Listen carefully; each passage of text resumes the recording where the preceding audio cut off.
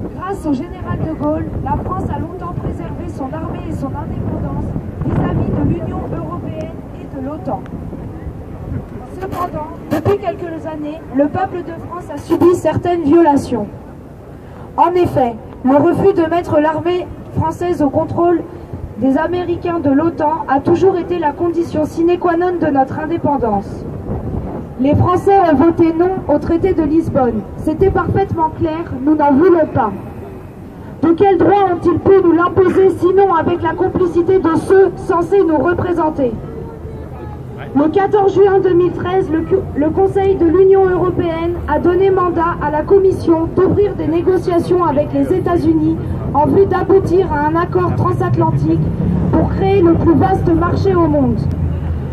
Ce projet d'accord de libre-échange et d'investissement vise à libéraliser encore davantage les échanges commerciaux entre les États-Unis et l'Union européenne en démantelant les droits de douane tout en s'attaquant aux normes et régulations.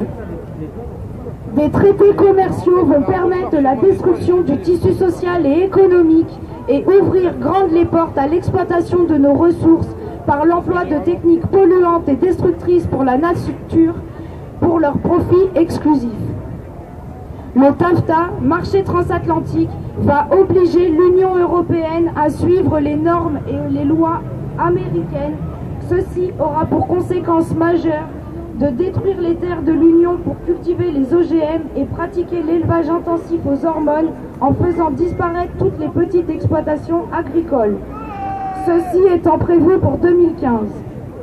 Le programme TISA, lui, fera disparaître la sécurité sociale, les caisses de retraite et tous les services publics deviendront privés, donc payants. Ceci étant prévu entre 2015 et 2018.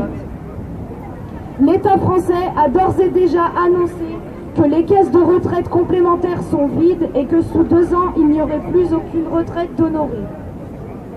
Aucune consultation du peuple n'a eu lieu sur l'opportunité de débuter ces négociations.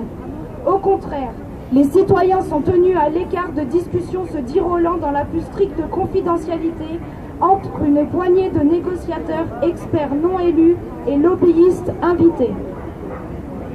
Le contexte de l'ouverture de ces négociations est que la Grande-Bretagne souhaite que le traité accélère la libéralisation financière afin de favoriser sa place boursière, la City.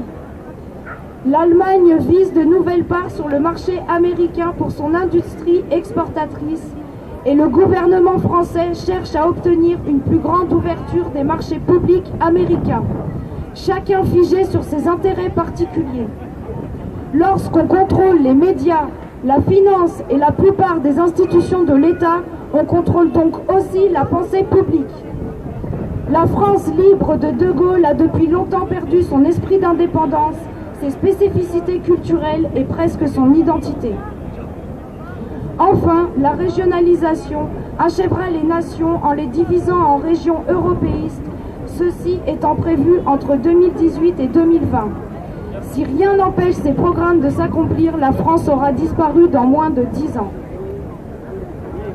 Entre-temps, nous déplorons notre pauvreté qui est sciemment mise en opposition avec le luxe excessif et choquant de ceux-là même qui nous exploitent et nous maintiennent à notre niveau de pauvreté.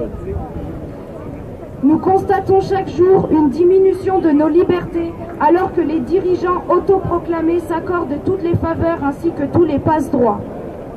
Et surtout, nous constatons que la police, comme la justice, obéissent à des gens qui n'œuvrent plus qu'à notre préjudice en protégeant les exactions des politiques, des banquiers, et que chaque nouvelle loi vise à nous pénaliser au profit de ceux qui accumulent toujours plus de richesses et du pouvoir.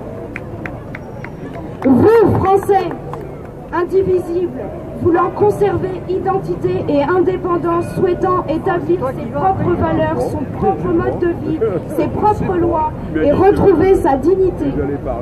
Vous qui jugez que la prospérité de la France ne devrait pas profiter qu'aux banquiers et aux politiciens.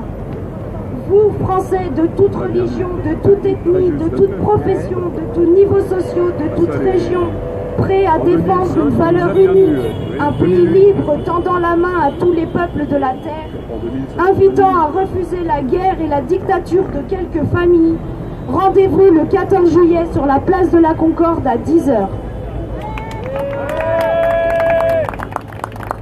Merci. Merci Céline.